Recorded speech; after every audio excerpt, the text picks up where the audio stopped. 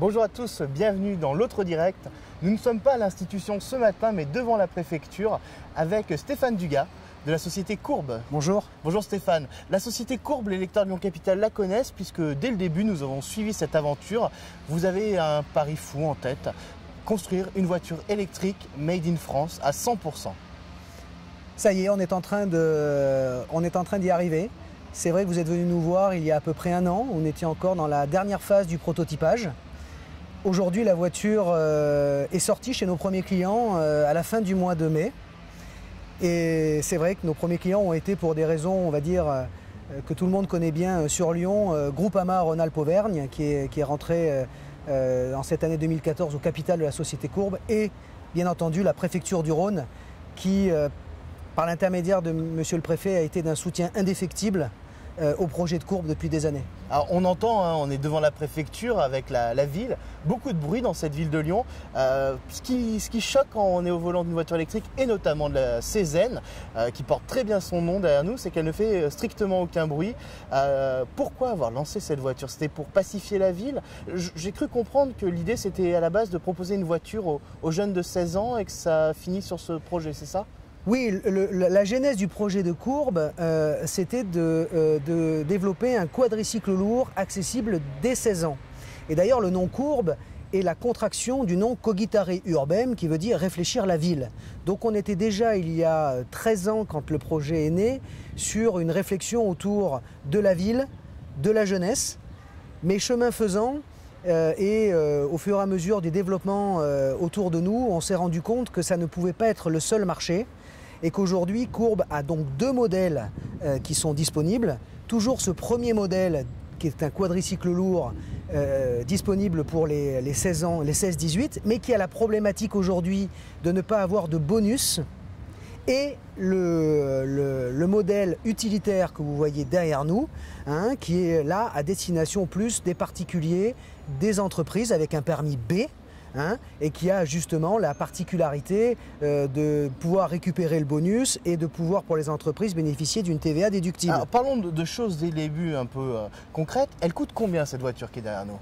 Alors, elle coûte, à l'origine, c'est une voiture qui vaut 25 000 €. Mais quand vous prenez la déduction du bonus qui est de 6 300 € et la TVA, ça donne pour les entreprises une voiture accessible dès 14 600 €. 80% de nos ventes aujourd'hui sont en LOA, c'est-à-dire que les entreprises et les particuliers ont plutôt choisi la solution de financement, qui est ma foi assez en ligne avec ce qui se passe sur le marché français, puisque 82% des véhicules en France sont financés par les acheteurs. Donc je veux une Courbe maintenant, je paye combien par mois? Enfin je veux une Cézanne surtout. Vous payez 220 € hors taxe environ si vous êtes une entreprise, et vous paierez à peu près 290 € TTC si vous êtes un particulier. Et je ne loue pas la batterie à côté? Effectivement, au niveau de la recharge, la Cézanne a deux particularités. Un, on la branche sur une prise standard en plug and play. Donc là, c'est important de le dire, je n'ai pas à faire... c'est important de le dire parce qu'il y a un gros problème aujourd'hui sur les voitures électriques. C'est-à-dire qu'il y a le problème de devoir acheter ce qu'on appelle une home box à la maison. Je suis obligé de redébourser derrière de l'argent pour avoir le droit de brancher ma voiture. C'est un petit peu le problème qu'on a aujourd'hui avec les chargeurs Apple, hein. On est obligé d'avoir un chargeur propriétaire. Donc là, je peux brancher vraiment la voiture sur ma prise électrique. Est-ce que vous le promettez ça? Parce que beaucoup l'ont promis et on... Je le promets. Nous avons un bon exemple ici. Cette voiture a été livrée à la préfecture il y a quelques jours, et quand nous sommes arrivés dans le garage des véhicules de la préfecture du Rhône, on m'a dit on peut brancher cette voiture où? J'ai dit voilà, il y a une prise 16 ampères avec la terre standard type micro-ondes, hein, qui est contre le mur, allons-y, branchons-la. Et combien de temps pour faire une recharge complète? 5 heures pour faire une recharge, entre 5 heures et 5 heures et demie pour faire une recharge complète. Pour quelle autonomie? Pour une autonomie de 120 km, et c'est là aussi, je l'assure, à partir du moment où on ne conduit pas d'une manière pied au plancher pendant la totalité, hein, cette voiture, la voiture que vous avez derrière vous, son dernier trajet a été 78 km et il restait 37% de la batterie. Donc on va monter à 120 km. Voilà, on va dire que pendant l'hiver, quand vous aurez le chauffage à fond et si vous conduisez un peu vite sur autoroute, nous garantissons un 110 km. D'accord. La batterie est dessous, alors je ne sais pas si nos téléspectateurs le voient, mais en tout cas ils pourront le voir sur les photos qu'il y a sur le site. On voit clairement la batterie Oui. sous la voiture. Est-ce qu'il n'y a pas un problème si je vais un peu vite sur un Dodan ou une chose comme ça? Je sais qu'aux États-Unis il y a des voitures qui prennent feu, des voitures électriques qui prennent feu. Vous ne faites pas de cadeaux ce matin. Ah non, vous ne me faites pas de cadeau. Non, d'abord sur la batterie, je le redis, cette voiture est livrée batterie comprise. On ne va pas s'amuser à louer la batterie à droite ou à gauche. Ça, c'est la première chose. Cette batterie est une technologie en lithium fer phosphate, qui est aujourd'hui la batterie la plus sécuritaire du marché. Et également en termes de durée de vie, c'est une batterie qui peut recevoir jusqu'à 10 000 charges, c'est-à-dire qu'on la donne à peu près pour 270 000 km. Ça, c'est un 10 000 deuxième point. charges, ça veut dire que les voitures électriques qui tiennent à peu près 3 ans en ce moment en matière de batterie. 10 000 charges à 30%, parce Ouais. qu'il faut savoir aujourd'hui qu'une batterie, le secret d'une batterie, c'est de ne pas la recharger comme un téléphone portable. Oui. Vous faisiez allusion, quand elle est à zéro. Quand on a une voiture que l'on partage, soit dans sa famille, soit dans son entreprise, dès qu'on rentre de sa course, on la remet sur sa charge. Et mais là, ce que vous êtes en train de dire, ça abîme les batteries normalement. Alors, ce qui abîme les batteries, c'est de faire des charges rapides. Donc, via le procédé que vous avez expliqué tout à l'heure, me qui sont demande de payer des en plus. box spécifiques, où on injecte une puissance qui va véritablement énormément solliciter les cellules, alors que nous sommes sur un courant continu 16 ampères de monsieur et madame tout le monde, qui n'abîme pas les batteries. Donc c'est 10 000 charges à 30% ou 3 000 charges à 100%. Hein, ces batteries, encore une fois, sont ce qui se fait pour nous de mieux sur le marché. Et vous l'avez remarqué, elles sont basées sous le châssis, parce que le projet de Courbe était de construire une voiture, un type buggy urbain, qui a une direction extrêmement précise au niveau de la conduite, et également qui a une excellente tenue de route, mais qui est le fait que le poids de la voiture est dessous. Alors pour la petite histoire, il faut le dire, j'ai servi de bêta-testeur pour les gros gabarits. C'est vrai. Il y a un an maintenant, Ouais. il n'y avait pas de souci. C'est-à-dire que même quand on est grand et un peu massif, on peut rentrer dans la voiture. Ouais. Et ce qui était surprenant, c'est il y a un an, on avait essayé de la mettre sur le toit. Et on n'avait pas réussi à la mettre sur le toit. Alors qu'est-ce que ça donne un an plus tard? On n'a toujours pas réussi à la mettre sur le toit. Non, trêve de plaisanterie, elle a une excellente tenue de route. Parce que la batterie permet d'avoir un centre de gravité très Voilà, bas. il y a une très bonne répartition de la masse, d'abord entre l'habitacle, l'avant et l'arrière. Et il y a en plus une voiture qui appuie vraiment sur le bitume parce que le poids est dessous. Bah, alors j'ai une question. Pourquoi on voit des Blue partout dans la ville de Lyon? Pourquoi Gérard Collomb ne prend pas cette voiture Made in France?